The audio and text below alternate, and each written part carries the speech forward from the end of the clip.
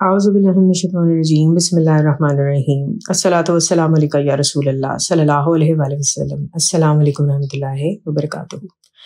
اس ربیع الاول کے مبارک مہینے سے ہم لوگ سیرت النبی صلی اللہ علیہ وسلم کی سیریز سٹارٹ کر رہے ہیں۔ آج اس کی پہلی ویڈیو ہے اور میری کوشش ہوگی کہ ہر روز کم از کم ایک ویڈیو ضرور پبلش ہو۔ سیرت النبی صلی اللہ علیہ وسلم سٹارٹ کرنے کا مقصد کیا ہے؟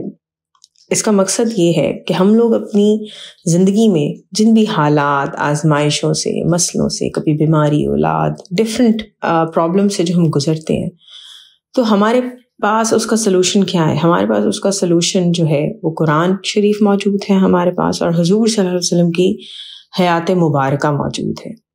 کیونکہ آپ دیکھیں کہ کون سے حالات ہیں جو حضور صلی اللہ علیہ وسلم کی زندگی میں نہیں آئے، چاہے وہ فتح تھی، شکست تھی، غریبی، امیری، غم، خوشی،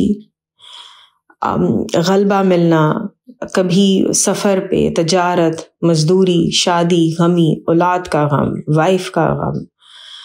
تو وہ کوئی بھی ایسی چیز نہیں ہے کہ جس سے آپ گزر رہے ہو اور حضور صلی اللہ علیہ وسلم کی زندگی میں ہمیں اس کی مثال نہ ملتی ہو۔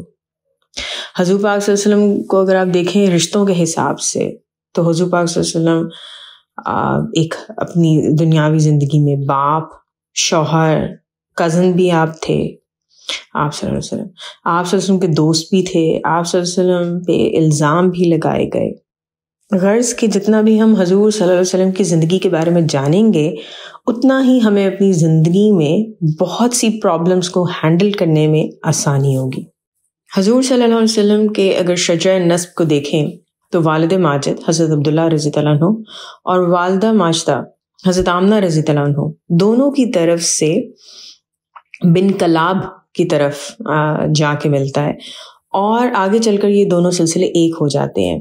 حضور صلی اللہ علیہ وسلم نے جب بھی اپنا شجرہ نسب بیان فرمایا تو عدنان کا ذکر کرتے تھے۔ عدنان حضرت اسماعیل علیہ السلام کی اولاد میں سے ہیں، اور حضرت اسماعیل علیہ السلام حضرت ابراہیم علیہ السلام کے بیٹے ہیں۔ حضور صلی اللہ علیہ وسلم کے خاندان میں سبھی لوگ اپنی خصوصیات کی وجہ سے بہت مشہور گزرے۔ جیسے حضور صلی اللہ علیہ وسلم کی 10ویں پیڑھی جو پیچھے کی طرف اگر ہم جائیں تو اس میں تھے فہر بن مالک، اور ان کو قریش کا لقب ملا، اور انہی کی اولاد قریشی یا قریش کہلاتی ہے۔ قریش ایک سمندری جانور کا نام ہے جو بہت ہی طاقتور ہوتا ہے اور باقی سمندری جانوروں کو کھا ڈالتا ہے، اور یہ تمام جانوروں پر ہمیشہ غالب رہتا ہے اور کبھی مغلوب نہیں ہوتا۔ اور فہر بن مالک اپنی شجاعت اور طاقت کی بنا پر تمام عربی قبائل پر غالب تھے، اسی لیے انہیں اہل عرب قریش کے لقب سے پکارا کرتے تھے۔ حضور صلی اللہ علیہ وسلم کے ماں باپ دونوں کا سلسلہ نسب فہر بن مالک سے ملتا ہے، اسی لیے حضور صلی اللہ علیہ وسلم ماں باپ دونوں کی طرف سے قریشی ہیں۔ پھر آپ نے سنا ہے کہ حضور صلی اللہ علیہ وسلم کا ایک لقب ہاشمی بھی تھا۔ تو حضور صلی اللہ علیہ وسلم کے جو پردادا ہیں ان کا نام ہاشم تھا، وہ بہت شان و شوکت کے مالک تھے۔ ان کا اصلی نام عمرو تھا، انتہائی بہادر، بے حد سخی اور اعلیٰ درجے کے مہمان نواز تھے۔ کہا جاتا ہے کہ ایک سال عرب میں بہت سخت قحط پڑ گیا اور لوگ دانے دانے کو محتاج ہو گئے، تو ہاشم ملک شام گئے اور وہاں سے خشک روٹیاں خرید کر حج کے دنوں میں مکہ پہنچے، اور پھر روٹیوں کا چورا کر کے اونٹ کے گوشت کے شوربے میں سرید بنا کر تمام حاجیوں کو خوب پیٹ بھر کے کھلایا۔ اسی دن سے لوگ ان کو ہاشم کہنے لگے۔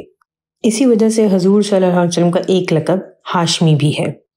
ہاشم کے والد ماجد عبد مناف کی جب ڈیتھ ہوئی تو اس کے بعد کعبہ کا متولی ہاشم کو ہی بنایا گیا۔ ہاشم کی شادی مدینہ میں موجود ایک قبیلہ خزرج کے سردار عمرو کی صاحبزادی سے ہوئی، جن کا نام سلمہ تھا۔ ہاشم اور سلمہ کی اولاد ہے حضرت عبد المطلب رضی اللہ عنہ، جو کہ حضور صلی اللہ علیہ وسلم کی دادا ہیں۔ ہاشم 25 سال کی عمر میں ملک شام کے راستے میں غزہ کے مقام پر انتقال کر گئے، اسی لیے عبد المطلب مدینہ شریف میں اپنے نانا کے گھر پلے بڑھے، اور جب 7 یا 8 سال کے ہو گئے تو تب مکہ آ کر اپنے دادا کے خاندان والوں کے ساتھ رہنے لگے۔ عبد المطلب رضی اللہ عنہ کا اصلی نام شیبہ ہے، بہت ہی نیک نفس اور عبادت گزار آدمی تھے۔ آپ اکثر غار ہرا میں کھانا پانی ساتھ لے کر جاتے اور کئی دن تک اللہ تعالیٰ کی عبادت میں مصروف رہتے تھے۔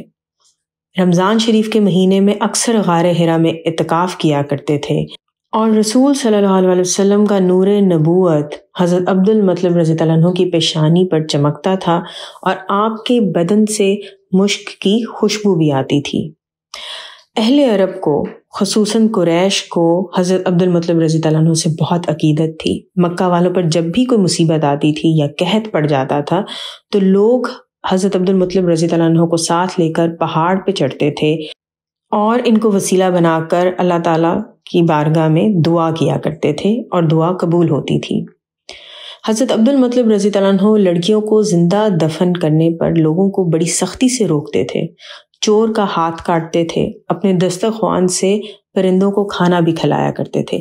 اسی لیے آپ کا ایک لقب مطعم طیر تھا، یعنی کہ پرندوں کو کھانا کھلانے والا۔ شراب اور زنا کو حرام جانتے تھے۔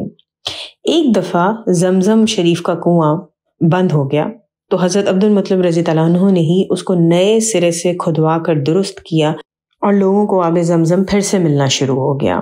آپ رضی اللہ عنہ کعبہ کے متولی اور سجادہ نشین تھے۔ اصحاب فیل کا واقعہ جو آپ نے سنا ہے، جس میں سورہ فیل بھی ہے، وہ آپ رضی اللہ عنہ کے وقت میں ہی پیش آیا تھا۔ آپ رضی اللہ عنہ کی عمر 120 برس تھی۔ اصحاب فیل کا واقعہ حضور صلی اللہ علیہ وسلم کی پیدائش سے صرف 55 یعنی کہ 55 ڈیز پہلے ہوا تھا۔ انشاءاللہ نیکسٹ ویڈیو میں میں اصحاب فیل کا واقعہ تھوڑی ڈیٹیل میں بتاؤں گی کہ یہ کیسے ہوا، اور پھر ہم حضور صلی اللہ علیہ وسلم کے والد ماجد حضرت عبداللہ رضی اللہ عنہ کی زندگی کا بھی بیان کریں گے۔ بہت سارا درود شریف پڑھیں، لوگوں کو درود شریف پڑھنے کی دعوت دیں۔ اللہ تعالیٰ ہم سب کو پل پل میں حضور صلی اللہ علیہ وسلم کی محبت اور قرب عطا کریں، آمین ثم آمین۔ الصلاۃ والسلام علیکہ یا رسول اللہ صلی اللہ علیہ وآلہ وسلم۔ السلام علیکم رحمۃ اللہ وبرکاتہ۔